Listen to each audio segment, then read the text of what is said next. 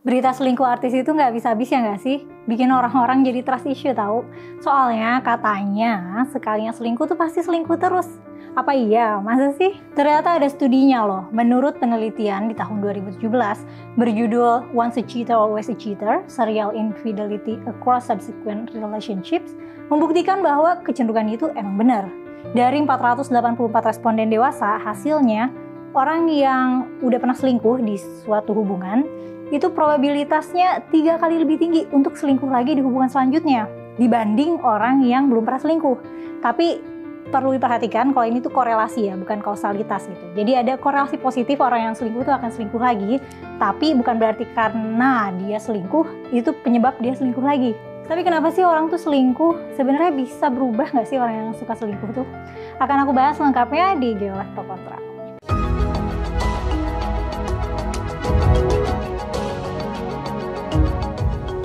Dalam sebuah penelitian terhadap 484 orang dewasa, Keylanok dan kawan-kawan pada tahun 2017 menemukan bahwa orang yang selingkuh dalam satu hubungan lebih mungkin untuk selingkuh lagi di hubungan berikutnya.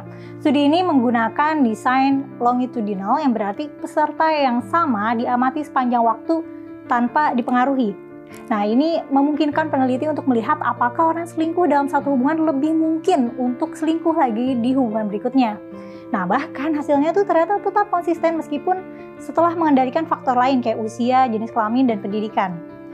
Peneliti menemukan bahwa orang yang selingkuh dalam hubungan pertama, mereka memiliki probabilitas 3 kali lebih tinggi untuk selingkuh di hubungan selanjutnya dibandingkan orang yang tidak selingkuh di hubungan pertama mereka. Peneliti juga menemukan bahwa orang yang udah tahu nih kalau pasangan mereka pernah selingkuh di hubungan sebelumnya, maka 2 kali lebih mungkin untuk diselingkuhin dalam hubungan kedua mereka dibandingkan orang yang nggak tahu bahwa pasangan mereka telah selingkuh dalam hubungan pertama mereka. Temuan ini juga tetap berlaku bahkan setelah mengendalikan faktor lain. Menarik ya, ternyata kalau tahu pasangannya pernah selingkuh, itu juga memengaruhi tindakannya untuk selingkuh gitu, dibanding kalau misalnya nggak tahu. Nah, karena kesimpulan bahwa orang yang selingkuh dalam satu hubungan lebih mungkin untuk selingkuh dalam hubungan berikutnya, ini menunjukkan bahwa perilaku suka selingkuh itu mungkin merupakan ciri kepribadian yang sulit diubah. Tapi perlu diperhatikan bahwa studi ini dilakukan pada sampel yang relatif kecil ya, nggak nyampe 500 orang. Bisa jadi kalau ada studi dengan sampel yang lebih besar, angkanya akan berubah. Nah, kenapa ya orang selingkuh? Pertama, ya insting ya. Dari sana, agak-agak dari sananya, karena manusia by design itu bukan monogamus, tapi social construct membentuk ke monogamus lifestyle gitu. Jadi manusia tuh tetap bisa punya ketertarikan romantis atau seksual ke orang yang bukan pasangannya, dan itu hal yang wajar sebenarnya kalau kita bisa tertarik ke orang lain di luar pasangan kita.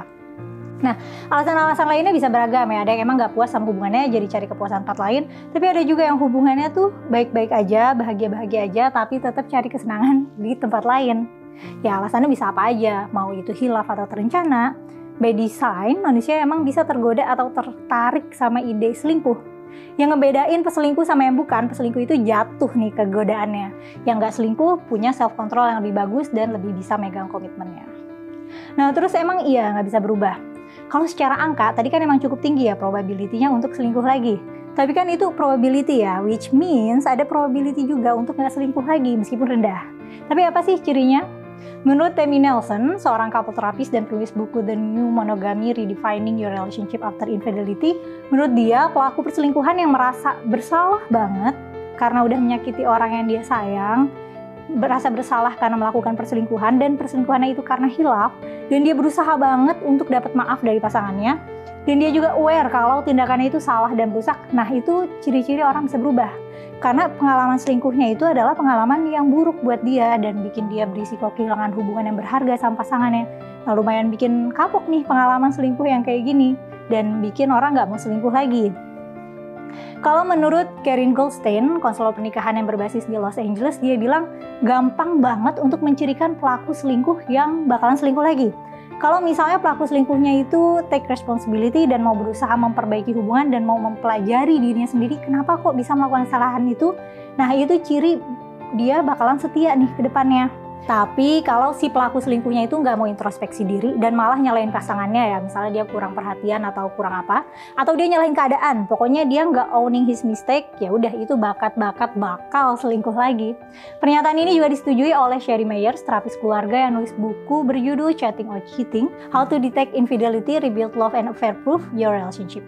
Pokoknya katanya kalau dia nggak nyesel atas kelakuan perselingkuhannya dan merasa wajar kalau dia selingkuh, fix itu serial cheater ya. Jadi kalau kamu diselingkuhin, kamu putusin aja atau kamu maafin. Kalau berdasarkan kata-kata terapis tadi sih berarti lihat dulu tipe perilaku selingkuhnya dan gimana pasangan kamu dealing with crisis setelah perselingkuhan itu ya. Orang dia yang selingkuh tapi kita yang disalahin.